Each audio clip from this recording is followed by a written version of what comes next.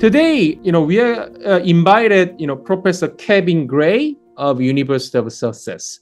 And then he is the, expert on the comparative politics and internationalism of, North Korea. At the same time, covering wide range of, very interesting issue. Today, we ask, Professor, Kevin Gray, to evaluate the recent government, the current government, the recent, the unification, policies, and then other, issues.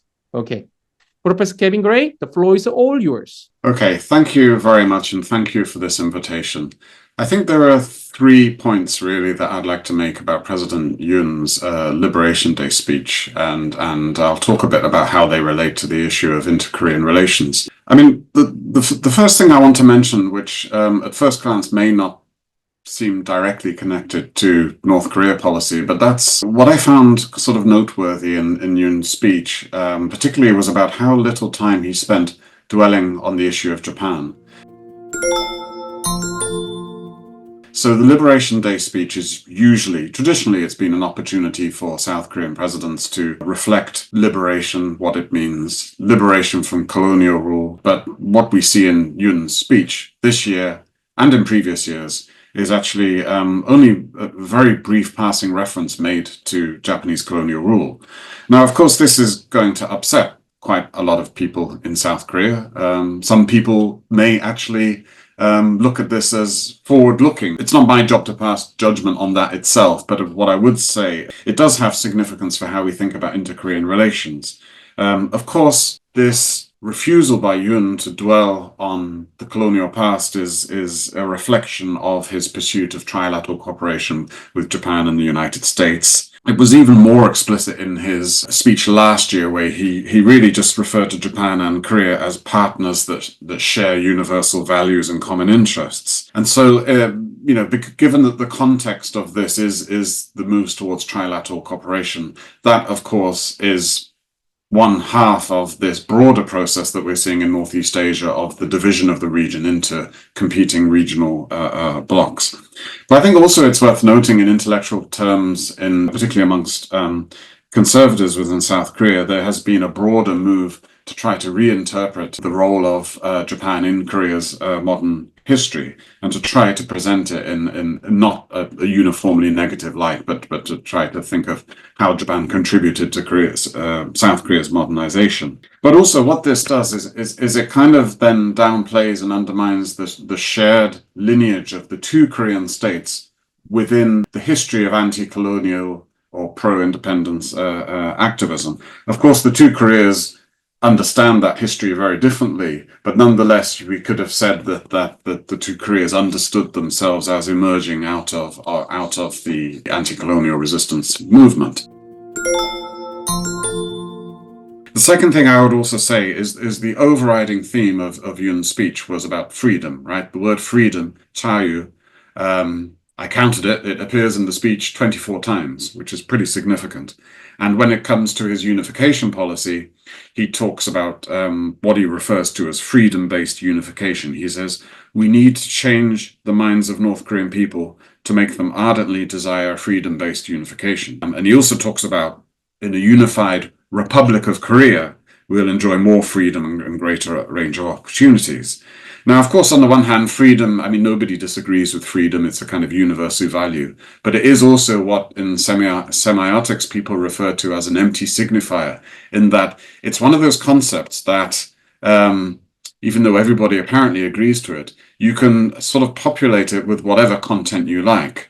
North Korea doesn't often use the word freedom, but they would no doubt argue that they are free through virtue of having an independent economy, a self-reliant economy, not being under the rule of a hegemonic power. So what does Yoon Suk-yeol actually mean when he says freedom?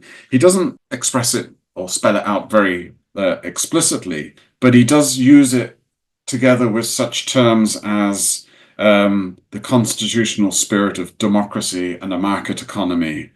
He talks about ensuring businesses can perform at their fullest potential under private sector-led market principles. So there is, I think, this notion that freedom is it's about a liberal capitalist system. But then the problem with this is that it doesn't really provide any kind of route or formula for a reduction and of tensions and any dialogue with the North. I mean, many years ago, Roland Bleicher wrote this book called Divided Korea, where he interpreted the inter-Korean conflict as being a result of the fact that both Koreas have this strong commitment to a kind of ethnically homogenous, united Korean state, but they also each Korea defines itself in opposition to the other Korea. So South Korea is whatever North Korea is not, and vice versa. And then he argues also to overcome this divide, to try to establish peace on the Korean Peninsula, that there needs to be a kind of a process whereby each Korea not necessarily accepts, but they come to understand the perspective of the other Korea and understand where their sense of vulnerability comes from, what they see as their threats. I mean, we see this in peace processes again and again. In Ireland in the 1980s and 1990s, the peace process didn't really pick up speed until the two communities actually started to try to understand the world from the other side's perspective. Again, that doesn't mean accepting their historical worldview or even accepting their sort of systemic views of the world, but there has to be this kind of respect of difference. So that kind of imperative for peace building is quite different to what I think Yoon Song-yeol does in his speech, which talks up the superiority of what he calls the freedom-based South Korean system. Now, I should, to be fair, also say that Yoon made this proposal for an inter-Korean working group where the two Koreas would be able to address issues such as relieving tensions, economic cooperation, people-to-people cultural exchanges, and they haven't been. And that leads me to another point, which is kind of the elephant in the room here, which is that Kim Jong-un last December announced his two-state theory and the idea that peaceful unification would be abandoned. Now, it's worth thinking about why he's done that to understand what the implications of this are. Of course, it's partly about geopolitics. It's partly about the deepening new Cold War, the Russia-North Korea alliance, the failure of negotiations at Hanoi in 2019, and a recognition of South Korea's failure to play a kind of mediating role between the United States and North Korea. So there's the geopolitics of it, but I think there's also, since the 1990s particularly, the very real sense that North Korea is falling behind in this inter-Korean competition for superiority and legitimacy. Very much in the situation now where it's difficult to imagine a scenario in which unification would work out well for North Korea's elites. So they're not so keen on this anymore. But I think also since the 1990s, the whole process of marketization, the influence of foreign cultural goods, particularly South Korea's cultural hegemony, has really led to a challenge to North Korean rule. And we know this because this is what the North Korean leadership is saying. It's talking about the problem of young North Koreans who are kind of mimicking South Korean fashions, hairstyles, speech patterns. And we see this in the 2020 law on the rejection of anti-reactionary thought and culture, which explicitly outlaws the influence of South Korean culture. So in that sense as well, it seems that the notion of one Korea, of a shared ethnic community, is actually becoming more and more of a threat to North Korea's maintenance of its rule. And so this, I think, is the origins of the two-state theory. And Kim Jong-un is very clear. He's actually even more critical of the sort of left progressive pro-engagement political camp in the South Korea, because he sees that as equally trying to impose a South Korean capitalist model on the North. So I think these are long-running issues which I think have meant that North Korea is no longer receptive to any kind of dialogue with the South, which is oriented towards not just unification, but engagement in general. It does, my analysis also suggests that it was perhaps a bit short-sighted.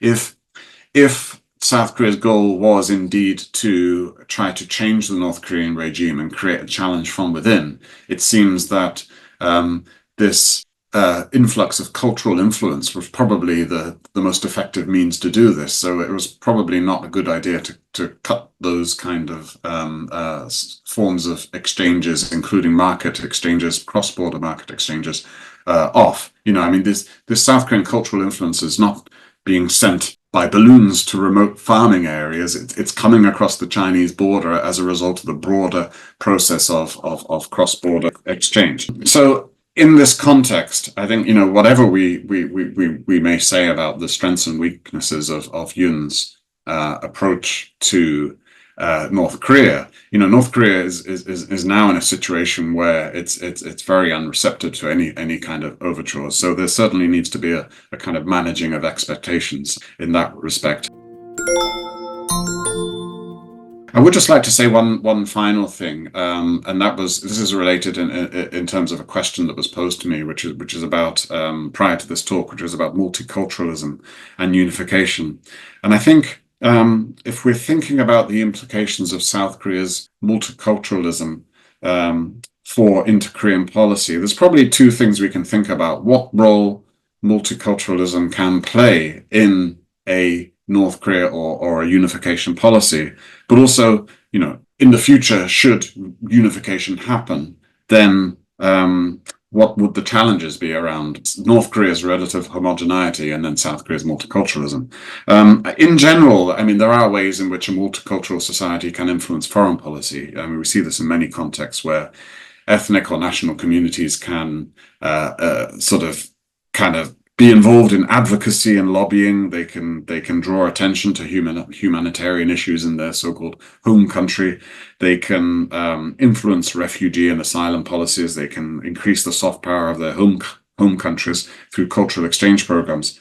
In the Korean context, it's a bit difficult, for me to see how then sort of non-Korean ethnic minorities within South Korea could play that kind of role in terms of inter-Korean policy. There would be exactly the groups that probably wouldn't be able to play a role in that respect. And I think with unification, we do have to accept that, the goal of unification of the Korean Peninsula is essentially a kind of a nationalist, and in the Korean context, an ethno-nationalist project, right? That's just what it is. Nationalism is quite this unusual phenomenon in that some of the worst crimes in history have been committed under the banner of nationalism, but also it's in many contexts it's been this emancipatory project. If we think of the resistance against European imperialism, the global South, this was often under the banner of nationalism. So it's kind of difficult, I think, to come up with a sort of blanket kind of judgment, normative judgment on what nationalism is.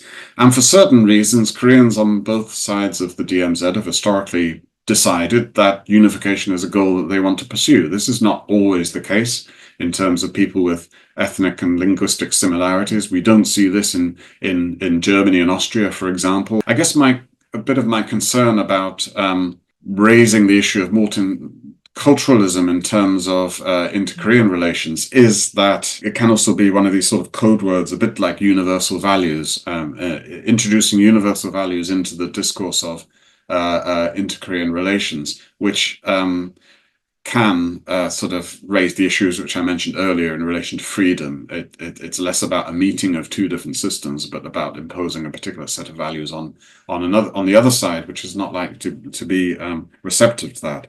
But I would also say that I somewhat kind of disagree with the premise that we have North Korea as this isolated ethno-nationalist state, and then we have South Korea as this kind of successful multicultural state. I'm not sure that's an accurate representation of South Korea. I think there's long-running issues about xenophobia and the mistreatment of migrant workers. We have the ruling party in South Korea that suggests that you need two different minimum wage laws, one for the people with the right to live in Korea, but then you have one for migrant workers, which suggests that there are some underlying problems there. And I think potentially, probably the bigger challenge post-unification would be not necessarily this meeting of a multicultural society in the south and then the homogenous society in the north, but the potentially South Korean discrimination towards North Koreans. I mean, we see this with the defectors Taobokjar in South Korea and the relatively low socioeconomic position that they possess. So I think that is a potentially bigger challenge. But I think I've said enough, so I'd like to leave it there and see if there are any questions. Thank you. Thank you for your honest and very succinct and a very logical presentation on this issue. Yeah, I think it's a pity for us to these two Koreas actually drifting away from each other, and then North Korea actually the Kim Jong-un regime declared this two-state theory. And then that was probably, the real starting point, for this, to say Koreans, to separate even further, from each other. And your evaluation on this, the current government, the unification, policy is just it's make it even worse, for or stimulate North Korean Kim regime to even distance further from South Korea, not to listen to the South Korea's. I think it's a very hard for us to reconcile these two different parties, not only in South Korean domestic politics, but also in the Korean peninsula. Do you see any possibility or any potential scenario, for the two Koreas to say at least, talk to each other in coming years? I think at the moment, North Korea has been very explicit that it's just not interested in that. And my analysis suggests that this may not be simply some kind of tactical measure that it's taken. So I think it's going to be very difficult, but I think also North Korea is, North Korea's turned towards Russia, and it sees a lot of benefits to be gained through its partnership with Russia. But I don't think this is a long-term solution for North Korea. I think that the Ukraine war is not going to last forever. Russia doesn't really have that kind of economic presence around in the Far East and around North Korea's borders that say China had, particularly in the 2010s.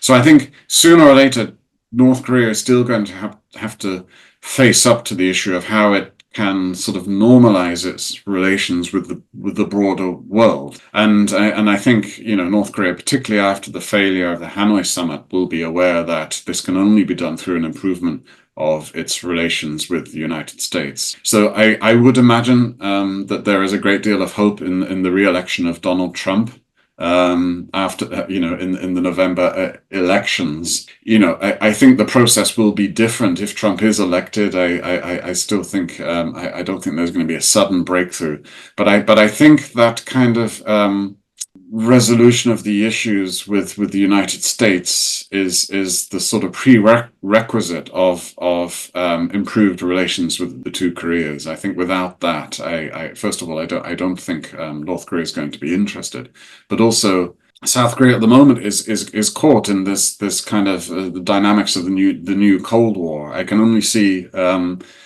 for the foreseeable future that this is not going to get better, but it's going to be an increasing sort of militarization of the East Asian region and the trilateral cooperation. So unless there's some, as I say, unless there's some significant breakthrough in the United States, I think the chances for meaningful interaction and dialogue between the two Koreas is quite limited. Yeah, I agree with you. And in that sense, I think it's so in South Korea, the progressive, parties wings, and the conservative wing parties wings. And to be honest with you, I didn't work. It's not working, and then it will not work in the foreseeable future unless the United States and North Korea relationship, have some sort of moment, to improve. That's very, very important point. And at the same time, unfortunately, the two Korea's destiny is all still, hinge on or depends on these, big powers, international powers you mentioned. And then the threat of South Korean cultural hegemony, I think that actually put the Kim Jong-un regime on the very difficult position to say control and then society.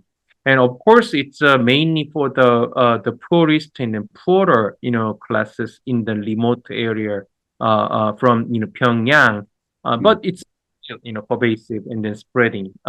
Even though the Kim Jong Un regime put the pressure even higher and higher and harsher on the public. I think this is a pretty interesting topic. One more question is: you live in Great Britain, and then it's composed of England, Scotland, and then Wales, and then Northern Ireland, right? And in a Northern Ireland, then England most likely, and have a very difficult, history. Of course, Ireland became independent, and then this type of, multi-ethnic society, or to us, we cannot distinguish, the Scottish and Welsh and the Irish and the English from first sight. But it has a very deeply rooted, South Korea, even more xenophobia sometimes, homophobia than the other countries. So it's not willing to accept, embrace, other, ethnic groups from outside of Korean Peninsula. Most likely, long, residence probably in the Korean Peninsula, and then of course, multi cultural, interracial, couples and their, children and growing numbers. How do we locate this multi-ethnic, multiculturalizing, society in South Korea in the unification context, or just in general to Korea's relationship? That's a difficult one. I think the United Kingdom is a very kind of unusual situation because it's actually a union of sort of 3.5 different nations, right? And I think that union has sort of been held together over many years through not theorizing it too much and not thinking about it too much. But my advice for Koreans is not really to look at certainly not to the United Kingdom, but to Europe for answers, right? Because these problems have not been resolved here either, right? I think 3 or 4 weeks ago, we had riots in a lot of English cities, in English cities and in Northern Ireland, which is a very worrying thing. You can say that the numbers of people involved were relatively small, but nonetheless, the sort of far-right parties are increasing in influence. The last election, there was around 10% vote for the Reform Party, which is sort of anti-immigrant and and in some ways, even though they won't say it explicitly, a xenophobic party. So we haven't resolved those questions either. It's a serious issue. So my earlier comments on South Korea were not a normative value judgment from me, because we are still also trying to deal with these issues.